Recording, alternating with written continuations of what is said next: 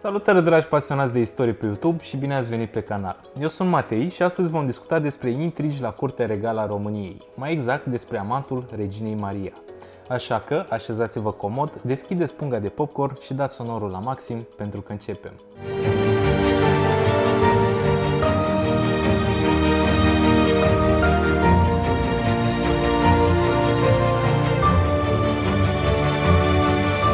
Barbu Știrbei a fost un afacerist și un om politic important din prima jumătate a secolului 20, contribuind direct la multe evenimente istorice prin care țara noastră a trecut pe atunci. De la răscoala țărănească din 1907, la primul război mondial și întregirea neamului românesc și până la al doilea război mondial și momentul 23 august 1944. Era considerat de mulți ca fiind eminența cenușie din spatele regelui Ferdinand, care nu lua nicio decizie până nu se sfătuia cu el, fiind principalul său consilier în problemele statului. Dar, din nefericire pentru el, în istorie va rămâne cunoscut mai mult pentru faptul că a fost amantul Reginei Maria, cu care a trăit o adevărată poveste de dragoste. Așa că, fără alte introduceri, haideți să cunoaștem povestea lui Barbu de la început până la sfârșit. Barbu Alexandru Știrbei se naște pe 4 noiembrie 1872 la domeniul familiei din Buftea. Tatăl său a fost Alexandru Știrbei, om politic, iar mama lui, Maria Ghica Comănești. Bunicul său, Barbu Dimitrie Știrbei, a fost domn al țării românești între 1849 și 1856, iar bunica lui, Elisabeta, era descendentă din neamul brâncovenilor. Putem spune că era un prinț în adevăratul sens al cuvântului, fiind chiar și moștenitorul tronului țării românești, dacă nu s-ar fi produs unirea din 1859. Barbu își face studiile în străinătate, ca orice fiu de boier, absolvind liceul lui Grant din Paris și apoi Facultatea de Științe Juridice, tot din Paris. După finalizarea cursurilor, se întoarce în țară și se însoară cu Nadejda Bibescu, verișoara lui de gradul al doilea. Împreună fac 4 copii până în 1902, toate fete. În tot acest timp, deși era absolvent de drept, decide să nu activeze în domeniu și se apucă de afaceri pentru care avea un flair de invidiat. Înființează lângă parcul Palatului de la Buftea o pepinieră de viță americană, o lăptărie și o moară sistematică. Deschide în 1902 o fabrică de vată și pansamente, afacere care în timpul primului război mondial va face mult profit. Este primul care aduce și introduce în vechiul regat cultura de bumbac și orez. Cumpără și deține proprietăți și terenuri agricole în Buftea și în județele Olt, Iași și Teleorman. Devine președinte de consilii de administrație ale unor bănci, uzine și societăți foarte profitabile, cum ar fi uzina Steaua Română, uzinele Reșița, Titan Nădrag Călan, Astra, Societatea Generală de Asigurări din București sau Societatea Franco-Română de Materiale de Drum de Fier. La un moment dat devine posesorul uneia dintre cele mai diversificate averi din România, iar produsele care conțineau eticheta Știrbei erau sinonime cu o înaltă calitate. Inițial nu voia să se implice în politică, dar moștenirea lăsată de familie cădea prea greu pe umerii lui și se conformează. Este ales deputat de Craiova în 1901, după ce candidează pe listele Partidului Constituțional, un partid conservator. După terminarea mandatului în 1905, își pierde pentru o perioadă interesul pentru politică. Asta până în 1907, când o serie de evenimente îl va readuce din nou pe scena politică. Primul eveniment are loc în momentul în care sora lui, Eliza Știrbei, se căsătorește cu liberalul Ion I.C. Brătianu, după ce aceasta divorțează de conservatorul Alexandru Marghiloman. Brătianu este cel care îl convinge pe Știrbei să revină în politică, chiar dacă acesta nu va renunța niciodată la convingerile sale conservatoare. Apoi începe răscoala țărănească din Flămânzi, iar Barbu se implică activ pentru rezolvarea crizei, lucru ce îi atrage atenția regelui Carol I, care oricum trecea printr-o perioadă destul de grea pentru coroană. Tot atunci o întâlnește și pe atunci principesa Maria. Viitoarea regină se afla în timpul răscoalei din 1907 la Sinaia, trimisă la adăpost alături de alte soții și fiice de boieri. Barbu Știrbei, implicat în rezolvarea crizei, vizitează destul de des Palatul Regal de la Peleș, iar într-una dintre aceste vizite o întâlnește pe principesă. A fost dragoste la prima vedere. Ea, nemulțumită de indecisul și timidul Ferdinand, avea nevoie de o escapadă. El, un bărbat de viță nobilă, cult, manierat, cu o ținută tipică englezească, îi aduce aminte Mariei de țara natală.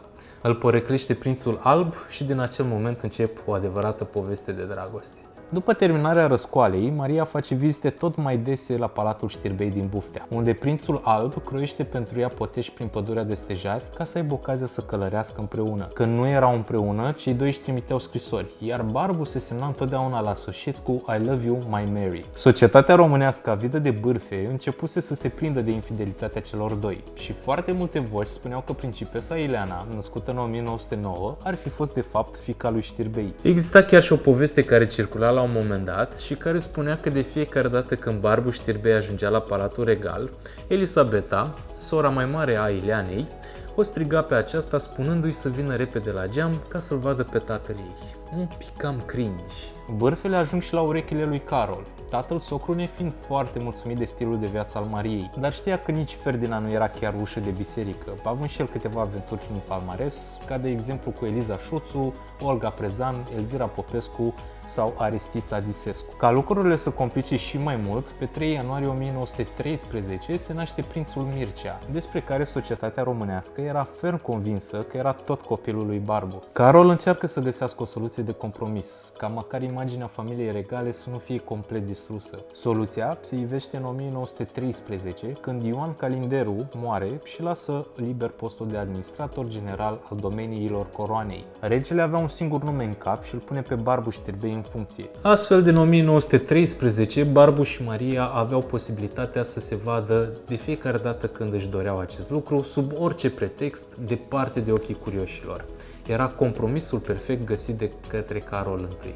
În tot acest timp, ca o ironie a sorții, între Ferdinand și Știrbei se leagă o puternică relație de prietenie, iar la urcarea prințului pe tron în 1914, acesta îl numește consilierul său personal pe Știrbei. Ferdinand știa exact care era relația soției sale cu noul său sfătuitor personal, dar o accepta și se obișnuise cu infidelitatea, iar pe el îl aprecia prea mult pentru consilierea sa în deciziile importante de stat. Putem spune că lucrurile se liniștesc la Casa Regală, toată lumea fi mulțumită de cum funcționează triunghiul amoros nou creat. Când războiul izbucnește, regele și familia lui se mută la Palatul Știrbei, pus la dispoziție chiar de prinț. Maria și Barbu erau de acum și mai aproape unul de celălalt. Din păcate, pe 2 noiembrie 1916, prințul Mircea moare de febră tifoidă sub ochii îndurerației celor doi. Nu vor avea mult timp să-l jelească pe cel mic, pentru că pe 24 noiembrie familia regală se vede nevoită să se refugieze la Iași după ce Bucureștiul este cucerit de germani. După război, Știrbei participă politic din umbră, dar destul de activ la proiectul de Uniune Națională a României. Pe 4 iunie 1927, la rugămintea regelui Ferdinand, care era pe patul de moarte, acceptă să facă și să conducă un guvern de coaliție din care să facă parte principalele partide de pe scena politică de atunci. Guvernul cade după doar 2 săptămâni, când cumnatul său, Ion Brătianu, ordonă miniștrilor liberali să demisioneze din guvern și astfel să-l oblige pe Știrbei să-și depună mandatul. Cu această trădare a cumnatului se retrage din viața politică, iar pe 8 iunie 1930 are loc restaurația carlistă și prințul alb avea toate motivele să fie îngrijorat. Carol al II-lea îi purta pică de mult timp, enervat de faptul că mama lui avea o relație amoroasă cu el și tatălui îl asculta în toate deciziile pe care le lua. Dar cel mai important, Știrbei fusese cel care l-a obligat în 1927 să aleagă între Maria Lupescu sau tronul țării, forțându-l să renunțe în cele din urmă la tron. Și ar mai fi încă ceva. Era de notorietate faptul că în timpul unei certuri, Știrbei îl pălmuiește pe Carol pentru că era indolent, palmă pe care probabil încă o mai ține minte.